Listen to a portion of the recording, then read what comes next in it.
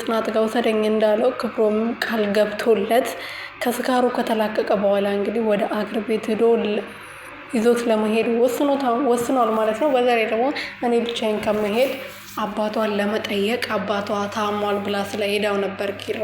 ጽናት ስትሄድ እንግዲህ አባቴ ስለታመመ በድንገት ተደውሎልኛል ወደ ገጠር መሄድ አለብኝ ብላ ነግራው ስለነበረ አባቷን ለመጠየቅ እንደሚጠይቅ አስመስሎ እንግዲህ ጽናትን ለማግኘት ሻንጣውን ይዞ ወደ ገጠር ገብቷል ማለት ነው። ወደ ገጠር ሲገባ ግን ጥሩ ነገር አላጋጠመውም። ምክንያቱም ከዚህ በፊት ጽናት እየጣሽታ ነበረ ሰርግ ሊደገስ ወይም ደግሞ አንድ ላይ ለማኖሩ ሲባል ትምህርቷን ጨርሳ ትመለስና ከዛ በኋላ ታገባታለች ተብሎ ነበረ። ግን ጽናትዬ እዛ ሄዳ ነው ኪራን ያገባችው። አሁን ደግሞ ተመልሳ ስለመጣች ሊያግቷት ወይም ደግሞ እሷን ሊጎዱ እያሰቡ ነው ማለት ነው። ስለዚህ ኪራዬ ወደዛ ማምጣቱ ጥሩ ነገር ባይሆንም ጽናትን ከነሱ ያድናታል ብዬ ተስፋ አደርጋለሁ። ኒናዬ ከማን ነበረ ናቲ ነው ሳሚ የሚባለው ልጅ ጋር እንግዲህ አለማን እየቀጨች ነው። ባይዋደዱም ባይፋቀሩም እየተጣሉ ቢሆንም አንድ ላይ ናቸው። ምክንያቱም ቤቱ አደራ ተሰጥተዋቸው የሄዱት ለነሱ ለሁለቱ ነው ማለት ነው። እና የወፍራሙ ልጅ ናቲ ነው ናቲ የሚባለው ልጅ እና ኒናዬ አንድ ላይ ይሄዳሉ። ተፋቀሩ ጨበሬውና ናቲ ቢፋቀሩ ደስ ይላል። ምክንያቱም አንድ ላይ ስለሚሄዱ ማለት ነው። እና ምሩዬ ደግሞ በጣም የምታሳዝነኝ ምሩዬ ለናሆሜ ልጅ አርግዛለታለች ህይወቷን እንትን ብላ ማለት ነው። እንደዛም ሆኖ ግን የናሆሜ እናት እስካሁን ደስ ሴትዮዋ ልትተዋት አልቻለችም ልጅቷን ማለት ነው።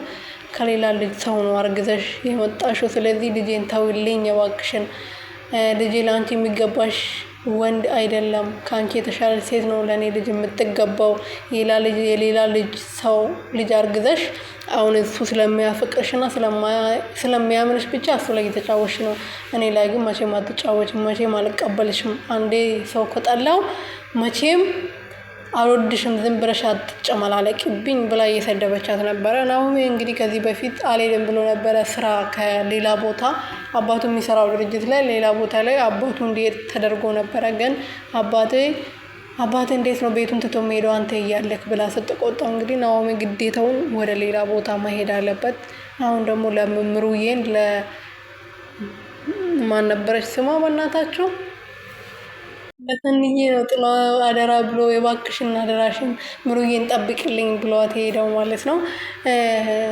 ሰንዬ ግን በጣም ነው የምታሳዝነው። እና ክብሮን በቃ በዛው ሊቀር ነው እንዴ? ወይኔ ጉዴ!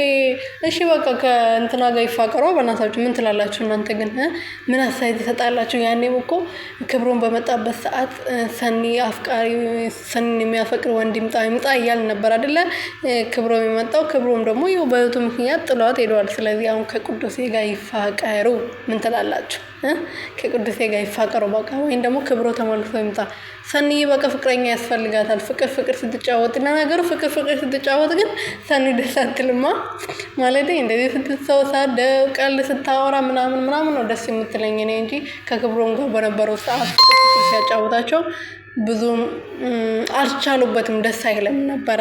ለማንኛውም ክብሮም ተመልሶ ይምጣ፣ ይቅርታ ይጠይቃት። ምክንያቱም እሱ ነው ጥፋተኛ። የእሷን ባህሪ እያወቀ እሷ እንዴት እነዚህ ነገር ውስጥ እንደገባች እያወቀ ጥሏት ሊሄድ አይገባም ነበረ።